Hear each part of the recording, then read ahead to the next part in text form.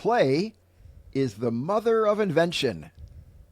On this episode of Play Saves the World, the ongoing conversation about the meaning of play for human flourishing.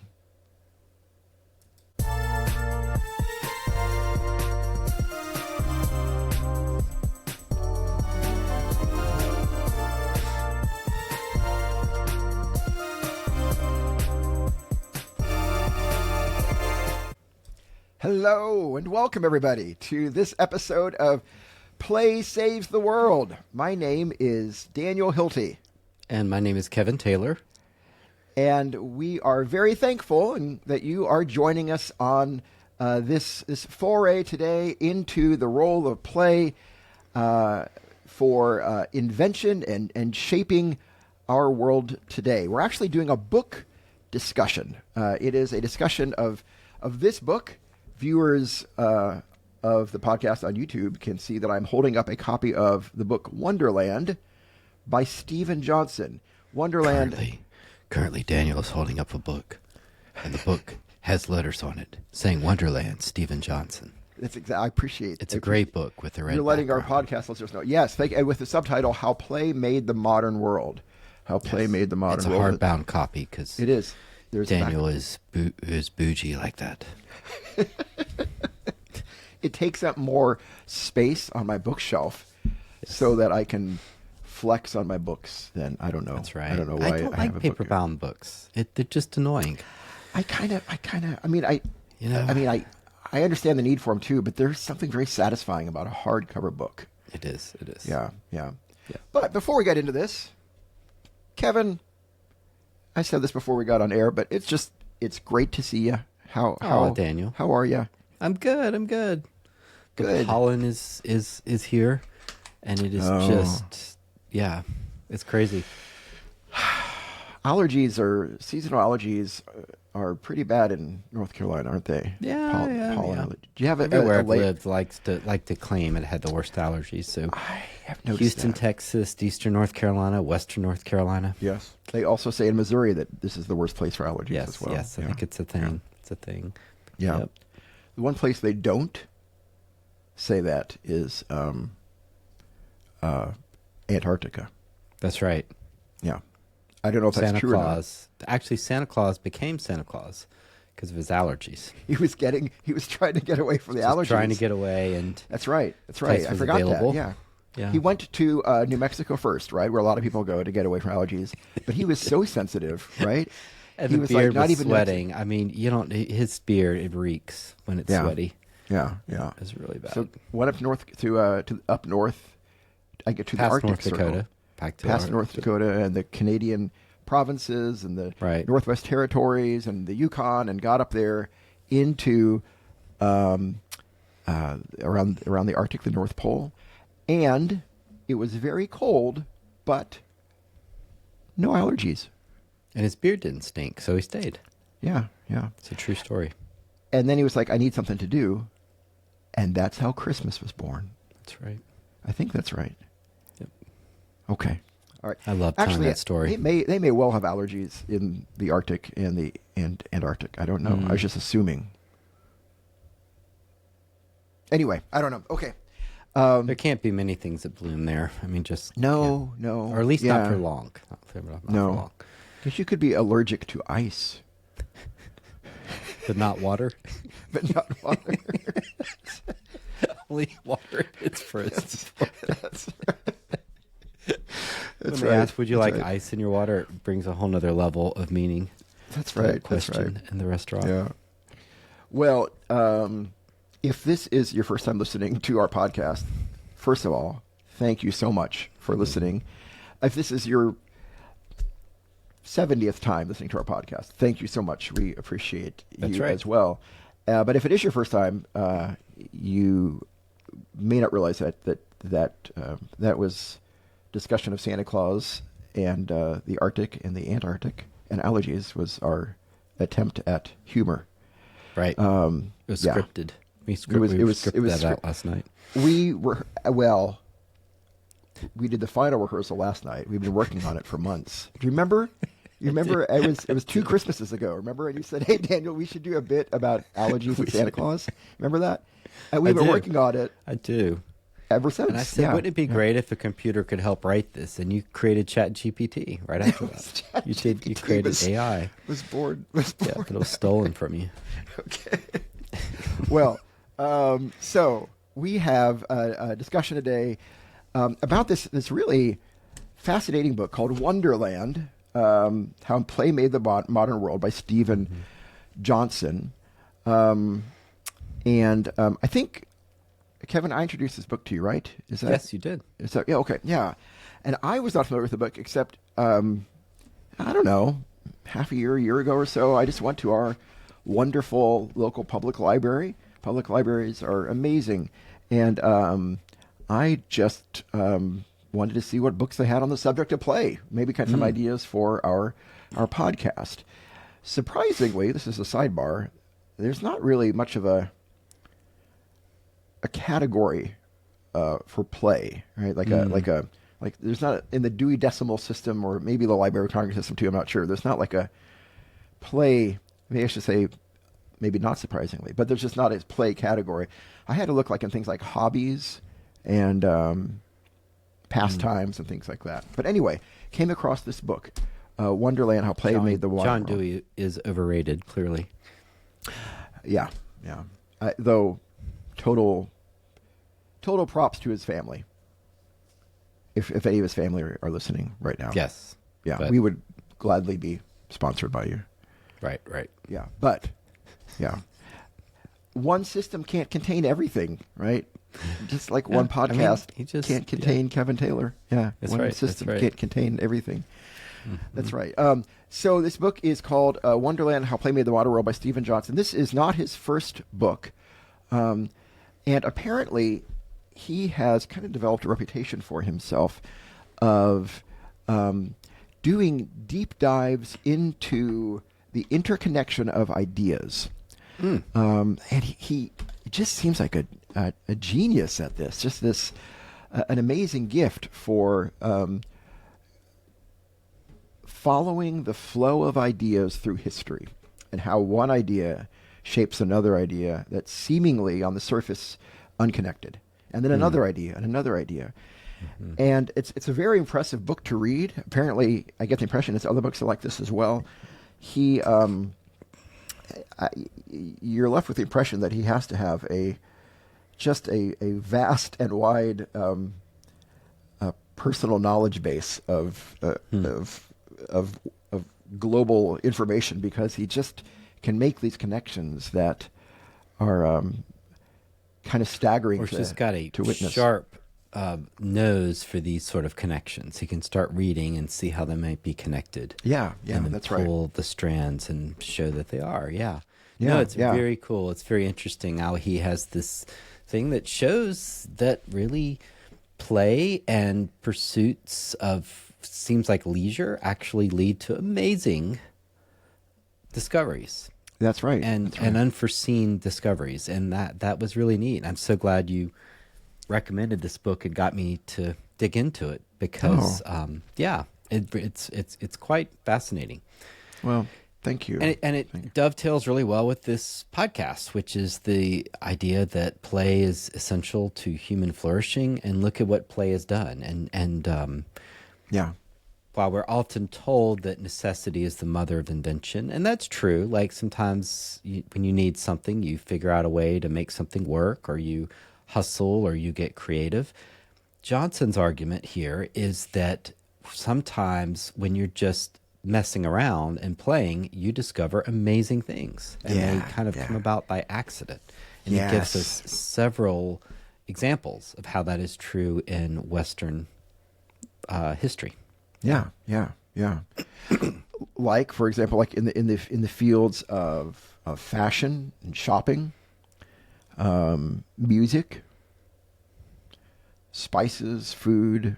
Now, hang on, Daniel. Yeah? You're telling me fashion has some purpose besides just looking good? That had some impact, consequence? He argues that while fashion may be a playful endeavor, it is a playful endeavor that helped to shape the modern world in significant ways. You mean like new kinds of stitching, or what do you mean? Yeah, well, part of the argument that he makes, specifically related to fashion, is that fashion helped to give rise to what we might call our modern shopping culture, right? That the idea, as fashion became more and more popular, especially in the United Kingdom, the idea of fashion, and this is especially around like gingham fabric, that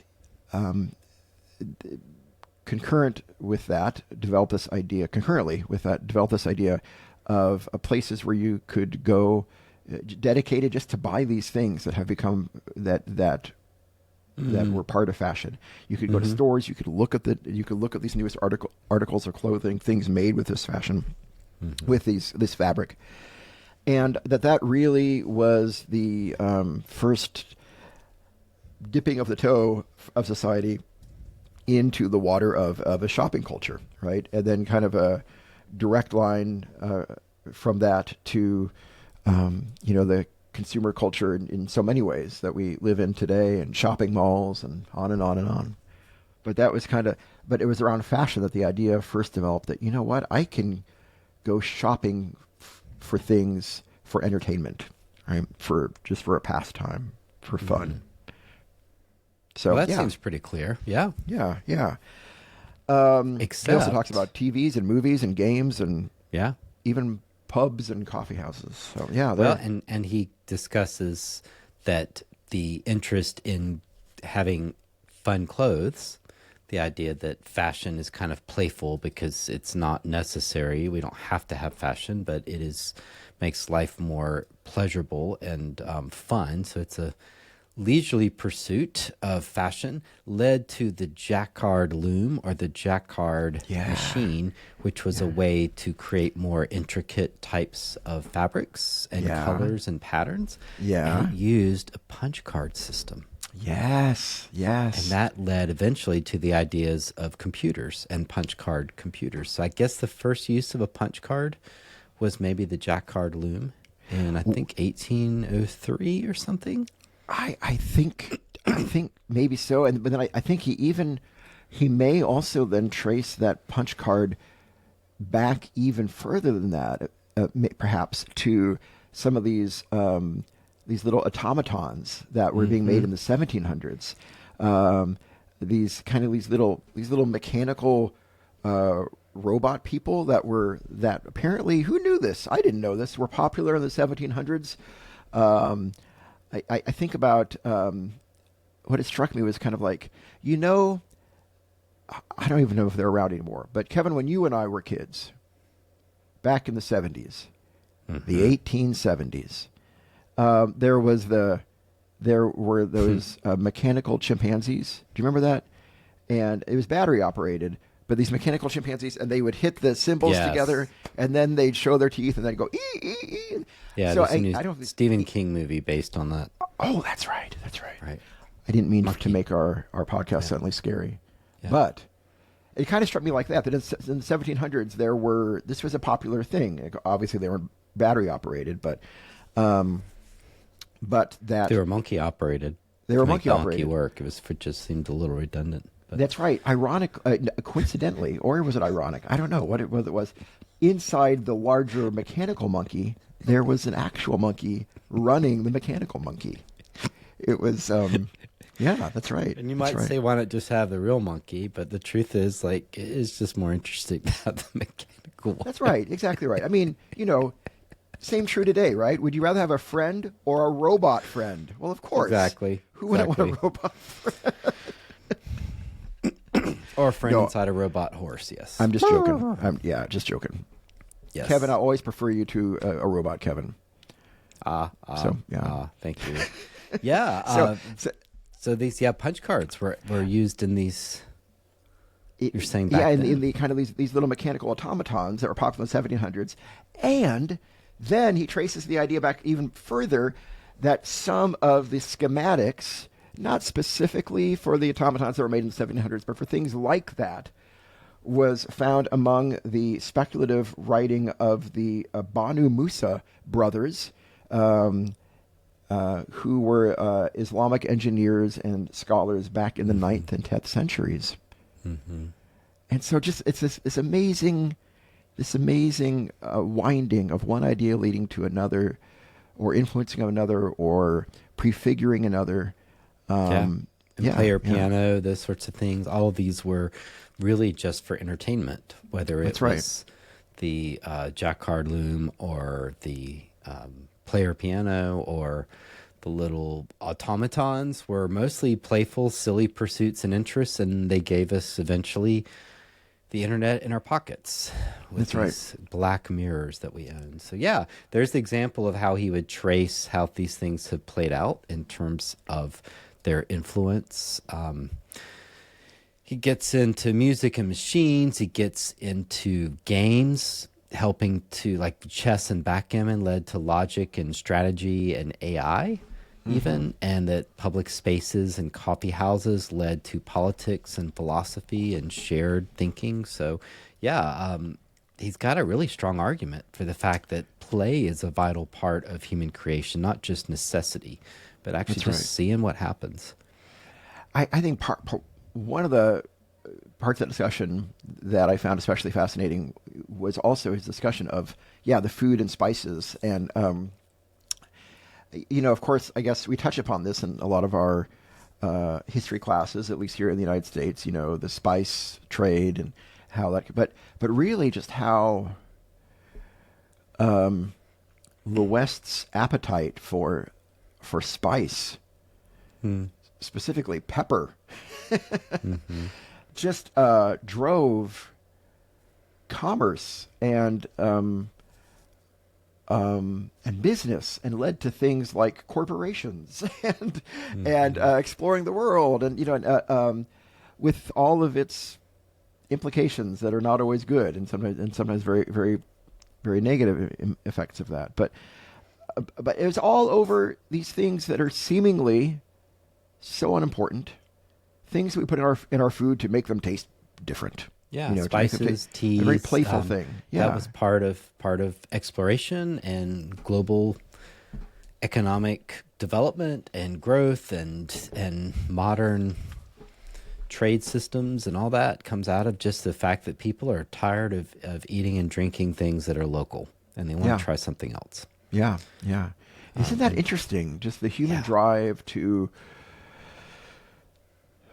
for the novel, right? For the new. Yeah. Versus my cat and my fish in the fish tank that eat the same thing all the time and don't care. But we, if you go on a cruise ship, they've got to have a different theme in the restaurant every night. We really need novelty. You're right. Our dogs, not only do they not care that they're eating the same thing they've eaten every day of their life for 13 years, they get excited about it, right? They're like that old Far Side thing that I love. That old Far Side cartoon. Oh boy, dog food again.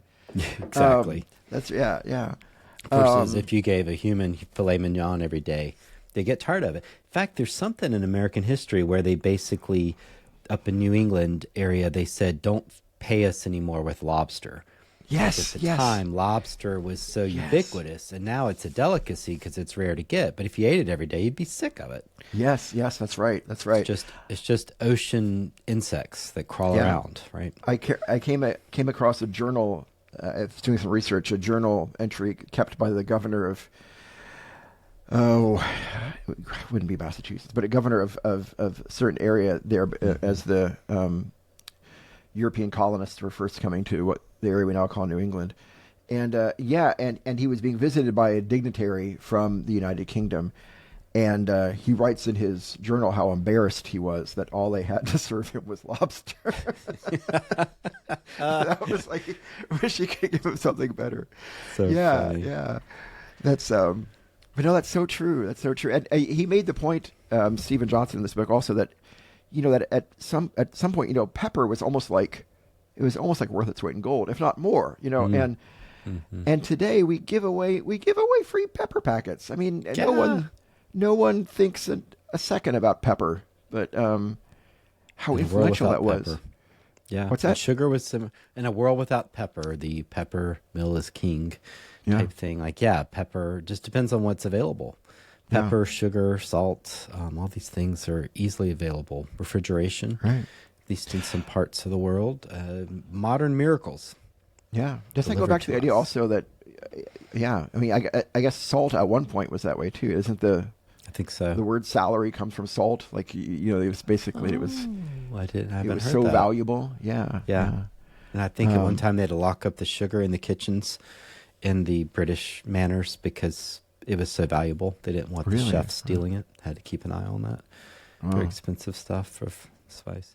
But yeah, this idea that play is a way, exploration is part of a way that we grow as a people. And that's so cool because we're so always taught, you've got to be the underdog and be the David Copperfield and Scrabble and be a self-made person. And hey, I've arrived, especially here in America, I arrived on these shores with $2 and I started as a dishwasher and I just worked really hard. And then I became now I own 5 restaurants. That kind of story is very inspiring and exciting, but it's not the only story out there. There's also people that just kind of messed around and found something neat. In fact, I don't think he mentions Velcro, but that's where Velcro came from. It's just scientists exploring how some things stick to other things in nature. Is that Look right? at how Really? huge that was. Yeah.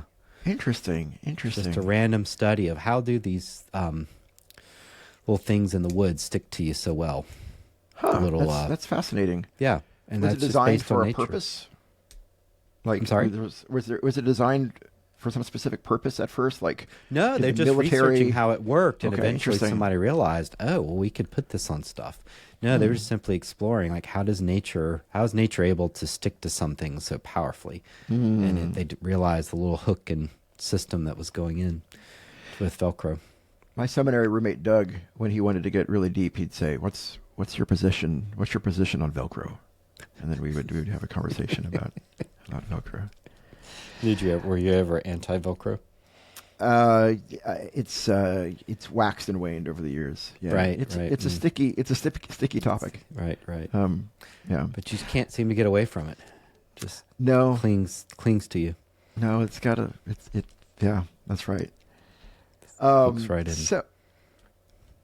So were there so any other general impressions of? Oh, well, actually, though, before I forgot, when you were talking, you reminded me of something. This idea of exploration is not something that we really have explored very much on this podcast. But I feel like maybe there is an intrinsic connection between the themes of play and exploration.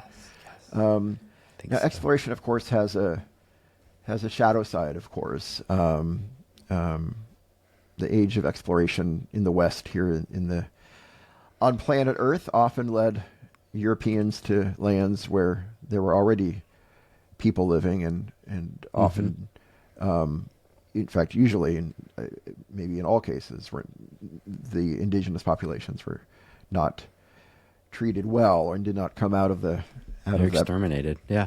Yeah. There's exploration. There's mercantilism with trade. There's conquest, and there is human enslavement. So it's a dirty time in that time period, and it's part of the modern period. And we forget that it is. Many atrocities in human history and American history are born not of the medieval or ancient world, but of the modern world. But But yes, but exploration in general, yeah, is a general and topic.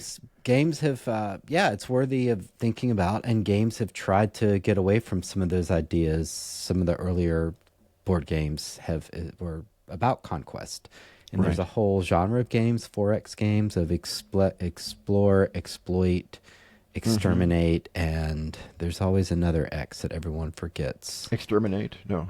No, Did you say exterminate? Explore, exploit, expand, exterminate. And so you're moving out, you're wrecking stuff. And so a lot of games had that early on, and now they try to watch out for that, or at least give a pushback to some of those notions of just taking what you want when you want.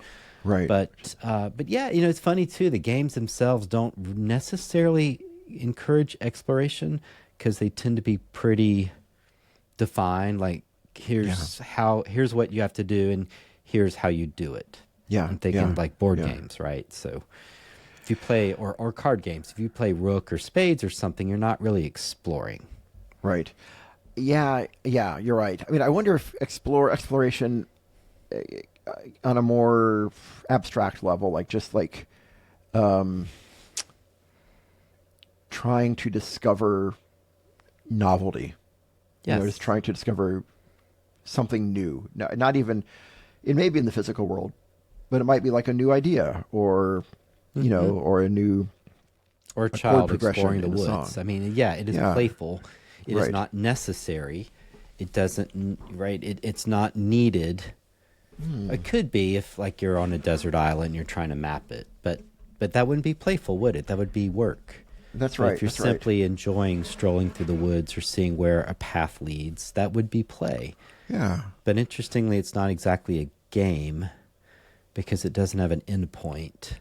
There are some board games that encourage you to try different paths to victory or different strategies, but that's about it. It's too contained for exploration, I think, in some ways. I do sure like... there's exceptions. Yeah. Well, that might be a good... it reminds me of... I don't know if you've heard of the new game that's supposed to be coming out from Stonemeyer Games sometime this year. I think this summer. The Vantage. Have you heard of Vantage? It's an exploration game that supposedly was inspired by Zelda Breath of the Wild, where like this kind of open world exploration, and it's all about, as I understand it, I had some friends who actually play tested it with Jamie Stegmaier. I was kidding.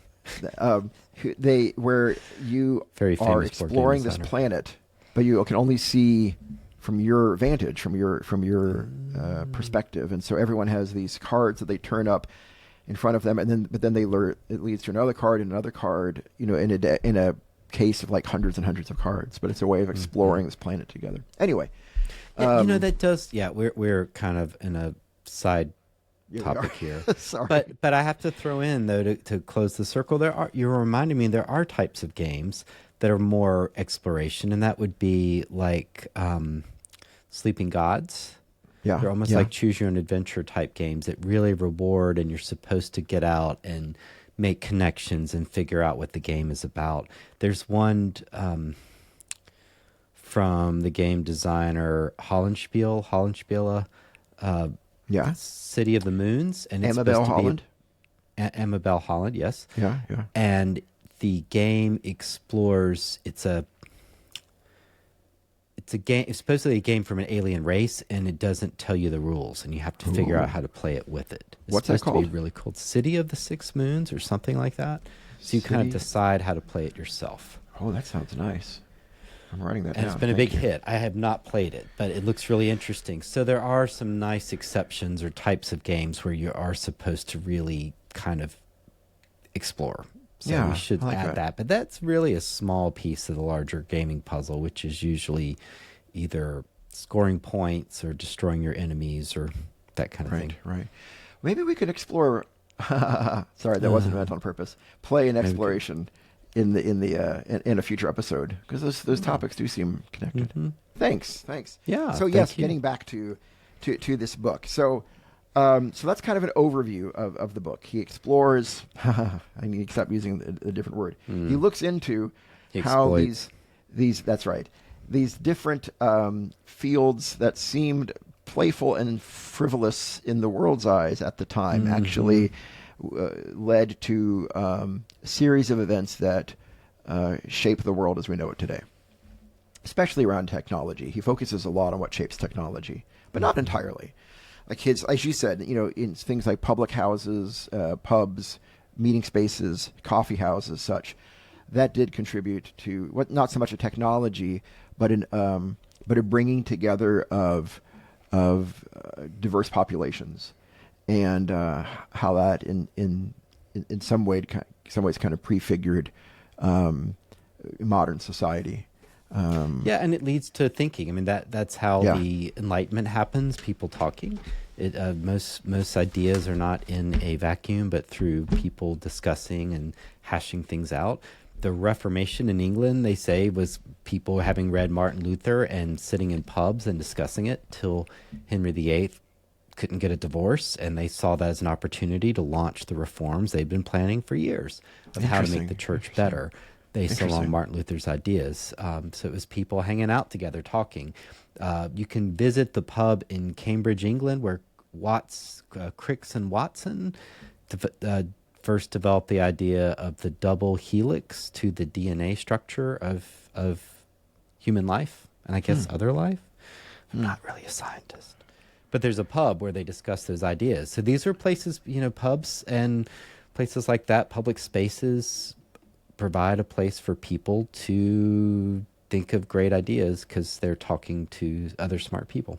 Yeah. And then add in a little extra oomph that comes from the caffeine and the coffee, and it's even more conducive for little alcoholic lowering of inhibitions. I'd be willing to ask somebody. Yeah, that's right. Hey, Karl Marx, I got a question for you.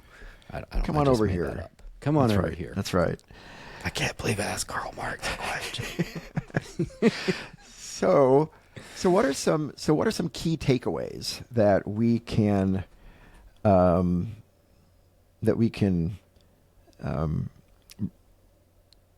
glean from this book? If you're okay with that, Kevin, maybe we can I think transition to that.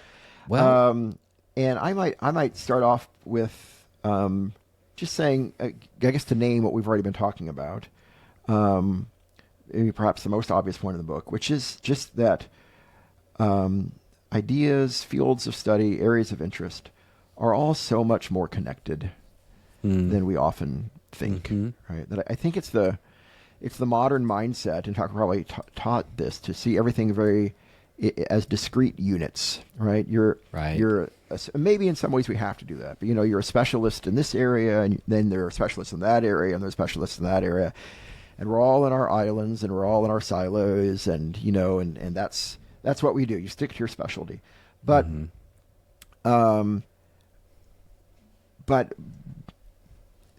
this book, and I think others like it, really kind of reveal that mindset in a way kind of as illusory, right? I mean, it's kind of an illusion that ideas are disconnected, people are disconnected, the development of thoughts are disconnected.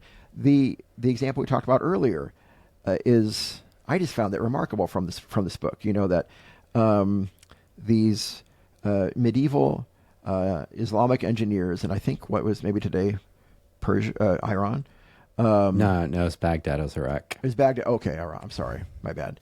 That these kind of fanciful schematics for moving toys, in some ways prefigure this rise of automatons in the 17th century in the UK, which then develops punch cards, which then can be used on a loom, which then gives rise to computer programming, which then, as you said, gives rise to everything. I mean, it's so much more connected than we think it is.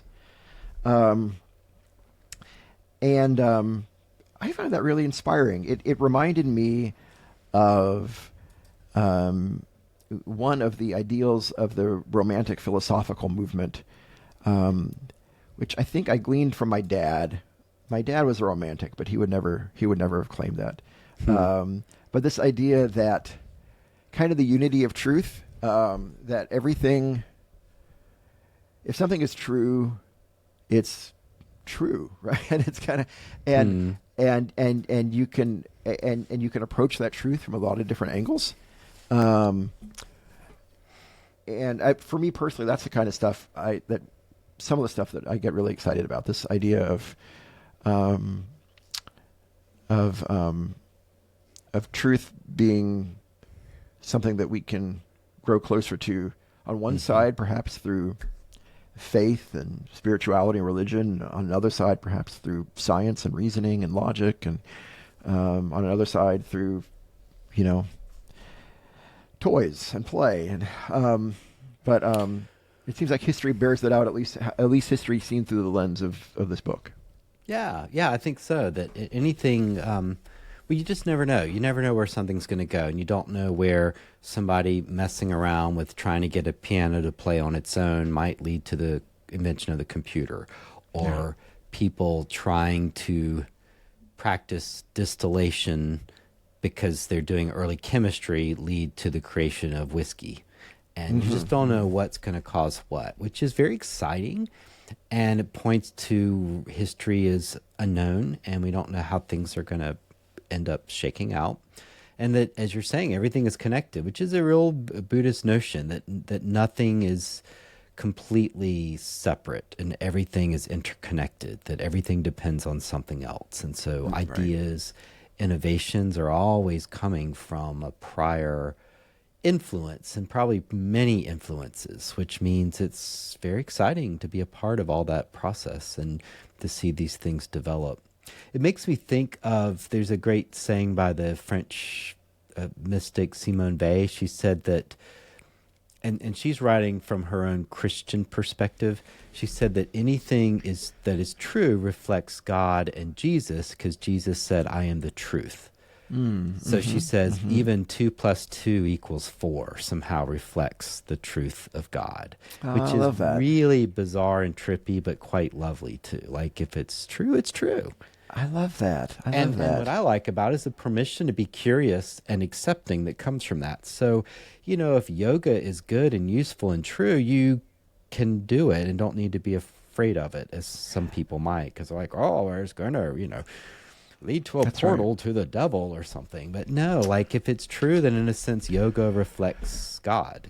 If it works, it works. And Christianity at its best has been very willing to borrow and be influenced by things outside of itself, such as Buddhism and Stoicism and Arabic numerals and all sorts of things. Now, there's plenty of contrary examples, but if it works, it works. And I love that idea that it gives us a lot of permission to simply go explore.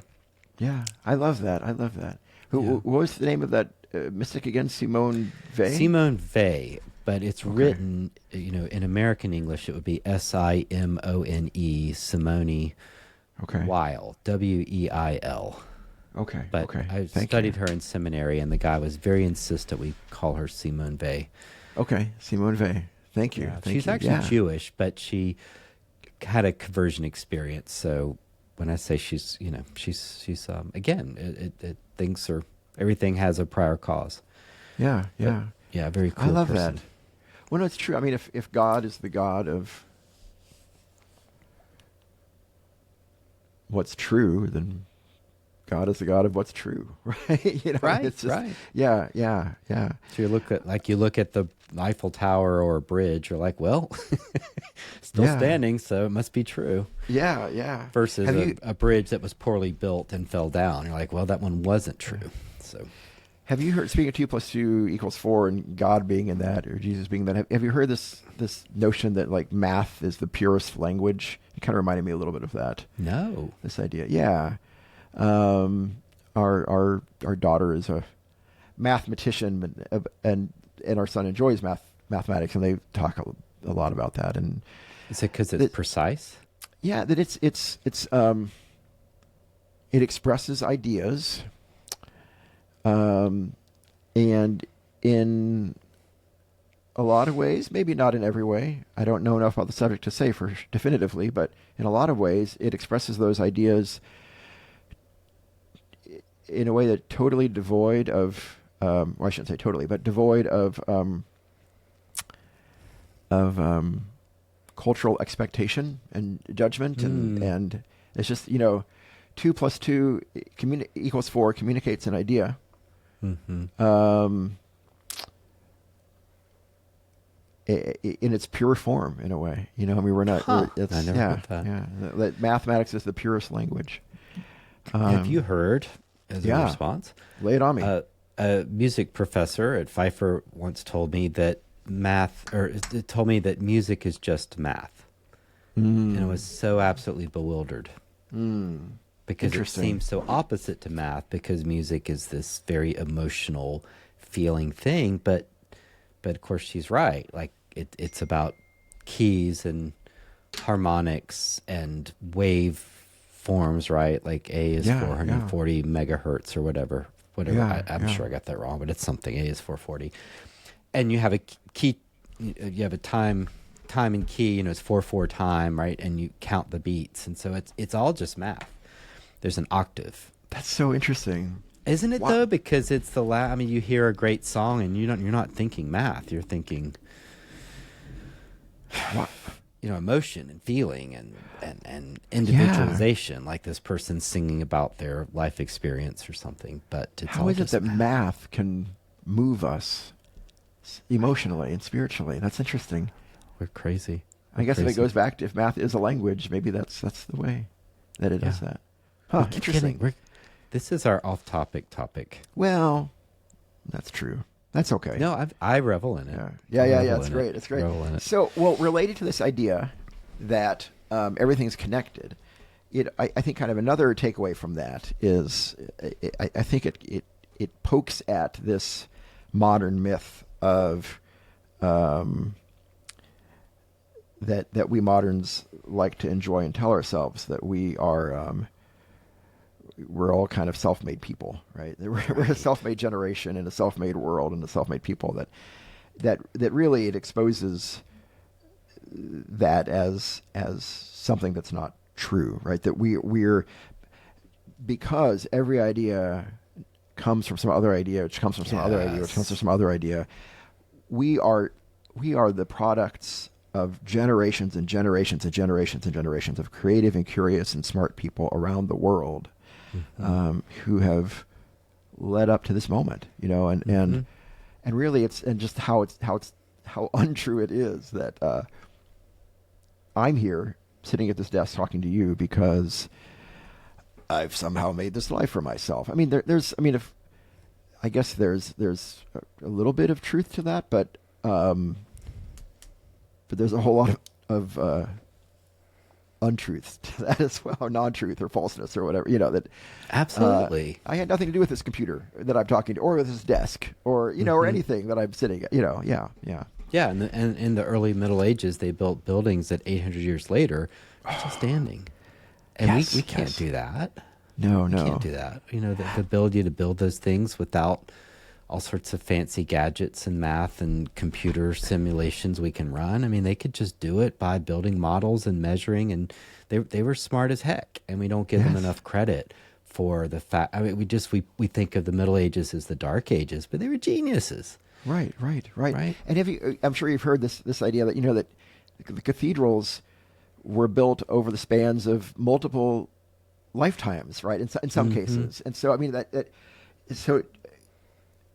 Not only were they really smart, but they were, in some ways, had so much of a vision beyond their own lifetimes and the concerns of their own generation, right? Like, I'm working on something that I'm not going to see the end of, but that's okay, and there's something kind of inspiring about that. Yeah, no, totally. Yeah. So the myths that we are self-made or we're so much smarter than the past, or, because we've got a computer, or we suddenly can work magic when all it takes is one, Windows error and the entire banking system collapses type things. That's right. That's right. So, how clever really are we? Everything's connected and we're not as self-made as we think. And sometimes the great inventions of the history of humanity are not from self-madeness or necessity, but from play and from clever people in the past who are like, I'm going to make a robot that does, that plays cards or tells fortunes or something, like that weird one in the arcade. Mm-hmm. Oh, yeah. Remember? They put hands out. Yeah. Which gets, if we connect the concept of play and grace as we do sometimes, it somehow related on this podcast. I mean, I think that goes really well with that idea as well. If these playful ideas have shaped us and made us who we are in ways we never anticipated, and yet it just seems so silly at the time. I mean. Yeah, it's a gift, right? It's a gift, and it wasn't meant for any kind of utilitarian instrumental purpose. It was meant as something that was delightful and wonderful, and we're here today because of it. And that's, it seems like it at least has echoes of what grace is all about as well. This idea of a love and a goodness that is just delights in Yeah, and it surpasses things. expectations, and it also demands a certain humility because you didn't really earn it. So No. it's a gift, and so yeah, Amen. all our ancestors, either direct or indirect people that came before us, are they're not gone, No. and yeah, we just have to be humble and enjoy a amazing world, and remember that sometimes, Daniel, sometimes Yes. play can save the world. What did you say? It's something I heard somewhere. I saw it. Really? I think it was a bumper sticker. It said, "Play saves the world." Oh, you know what? We should make bumper stickers. We should. That would be neat. But yeah, you're right. That sometimes play can save the world. That's kind of the idea of the podcast. That play can contribute. Well, no, that play can save the world. And I think one, Or at least make it a better place. that's right. That's right. You don't have That's to be right. Superman. Yeah, that's right. That'd be really awesome. And I think, as a distinction, it would be awesome to be Superman. Is that the superhero you'd be if you could pick any superhero? Probably. I don't. Mostly because as the trailer's out, I'm so excited. Have you seen it with it's a Crypto good the trailer. dog saves him? Oh, I'm Yes. so excited. Yes, so it good. is. It is a good trailer. Yeah. But I think one thing I with this idea of play saving the world, that this book maybe comes at from a slightly different angle than we do. I think this, and no judgment. It was the focus of the book. The purpose of this book is to look at how play contributes to largely technological advancements or any other kind of advancements. And I think, and I get that, and that's great, a great story to tell. But I think one of the points we often make and wrestle with on this podcast is that if play is seen only as that which contributes to something else, then it's not really play, right? That it's that play is most play when it's an end unto itself, and we don't see it, for the purposes of. We don't see it through an instrumental lens, like it's an instrument towards something else, because then it really ceases to be play. Then it's just a part of whatever that bigger thing is working well. Right. Yeah. Which then I think takes me, I guess, to what I would say maybe would be my final takeaway on all of this. Daniel, yes. what's your final takeaway?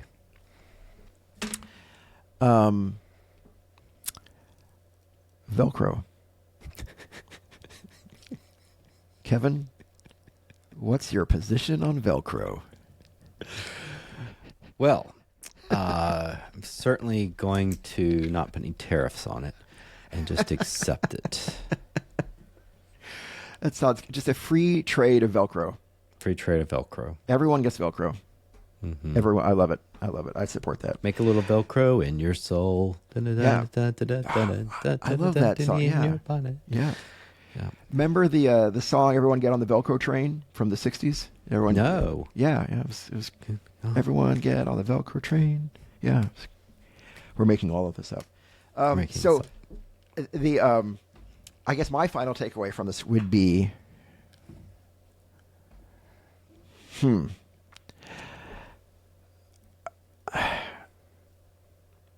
sometimes we change the world not by setting out to change the world, but by just creating space and opportunity for people to play. Yeah. And the better we do that, the more we do that, the more that maybe even increases the likelihood for the world to change in a good way. But that, I don't know.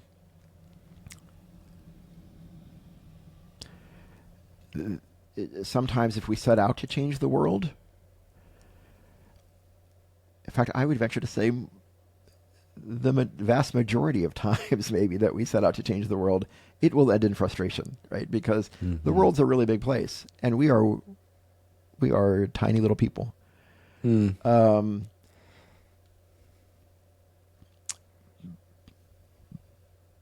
but we can create spaces for people to play and delight and explore, and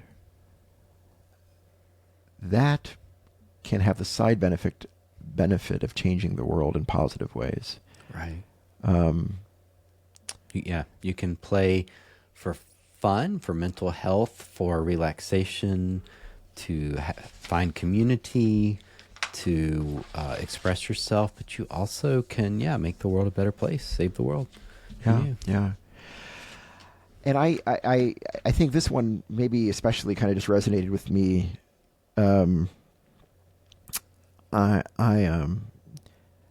think about the work of the church, the work of pastors, and Kevin and I, for our listeners who don't know, we're both pastors, and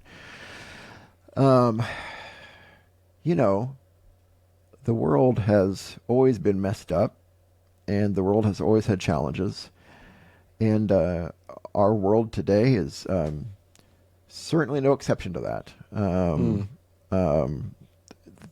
world's messed up in a lot of ways. It's wonderful in a lot of ways too, but messed up in a lot of ways as well. And I like I'm sure all of us do, encounter people who are very discouraged by that, and I'm often discouraged myself by that.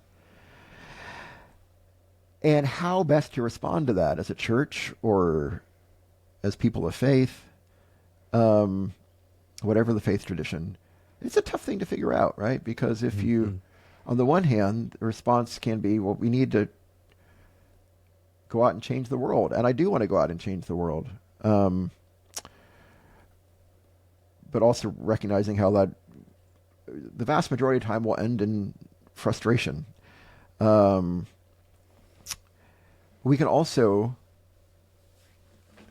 create space for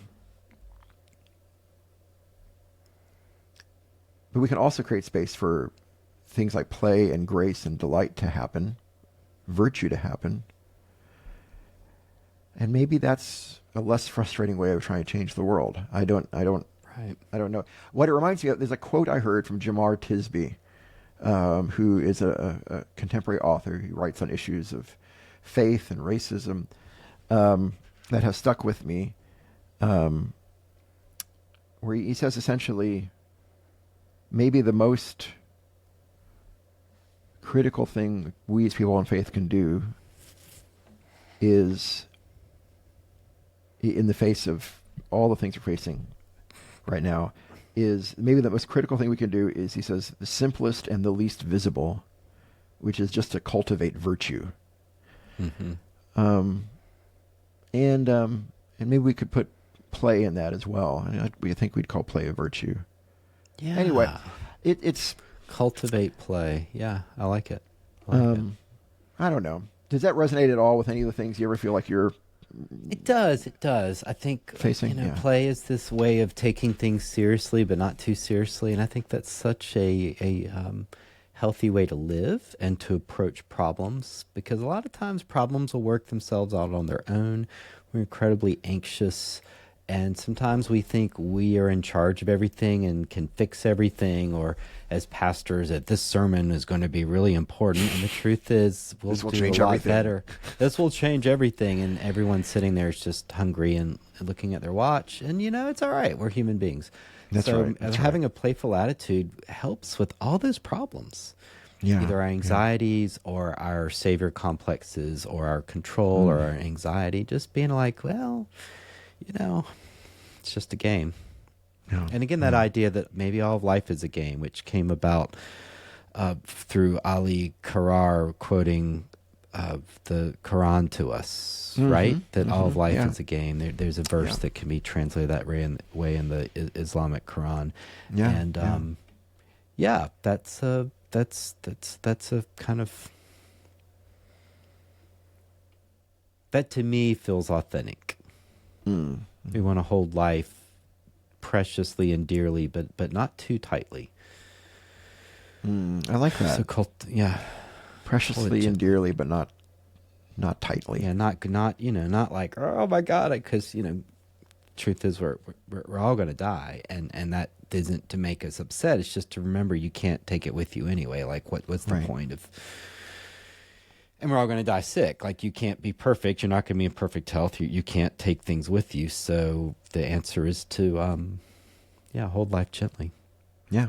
It's not going to matter whether you hold it tightly or not in the end. So you might as well hold it gently. Yeah. You might as well hold it gently. You'll have a lot more fun than being like, I will, I can't, I can't get on a plane or do this or that because something bad might happen. Well, the truth is something bad might happen that you don't even foresee. So there's no point. That is true with so much in life. I like that. Yeah. In some ways. Yeah. A wise person told me that. Like if you worry about something beforehand, it means you probably will just suffer it twice. If it does happen, you suffer it twice. So why would you worry about it and make yourself suffer twice? Just suffer it once. Yeah, yeah. And it may not happen anyway, so don't worry about it. Or I had a church member say, it's an old country saying, don't dig up more snakes than you can kill. I guess some idea you go dig up the snakes to kill them that have gone to sleep in the winter, but don't dig up more than you can kill. I wish I had heard that before this morning. Yeah. Really? You feel like I dug up a big den of snakes, and it was Are you making a joke? Or are you serious? I'm making a joke. Yeah. That was sorry. It was not a good joke. Something good after. It was not a good joke. Sorry. No, I wasn't speaking in metaphor. I was trying to make a joke. Behind you with a knife about to That's stab right. you That's right. She's still mad about that. Yeah. No, exactly. Don't dig up more snakes than you could kill. That's Exactly. That's, So being playful is a way to we still have to be responsible and pay our bills and all that stuff, but whatever. Whatever, dude. Who knew? Who knew? Well, Kevin, this has been great. It has been great. Yeah, thank you to our listeners it's been especially great, listeners, to have you joining us in the conversation. We really do. Thanks to Stephen Johnson. Yeah, you're out there, Mr. Johnson. You wrote a great book. Appreciate you. You are a brilliant man. Thanks for sharing some of your brilliance with us. We appreciate so much those of you who are listening, and if you made it to the end, that means so much. You don't know how much. And you will get to heaven automatically. Kevin has an in. It's a little deal we cut. That's right. Hey, I got this podcast. Do you think you could do me a deal? Who needs sponsors? You could have eternal life. Great. Well, and Kevin, how can people find us? They can find us on Instagram at Play Saves the World, or at our kind of old podcast name, Board Game Faith. And they can find us at playsavestheworld.org. That's right. Yeah. .org. Sorry. Yep. Yeah. Thank you and for that. Email us too. You can reach us playsavestheworld@gmail.com. Especially, we keep saying this, but as it's getting closer, I just want to say it again. If you are going to the Geekway Board Game Convention in St. Charles in May of 2025, email us. We'd love to play games with you. Let us know. Yeah, but it's Daniel's even better in real life, which is hard to imagine. If you define even better. Better is weirder. I don't know, whatever that is. That's I'm so excited. I'm so excited. It'll be great.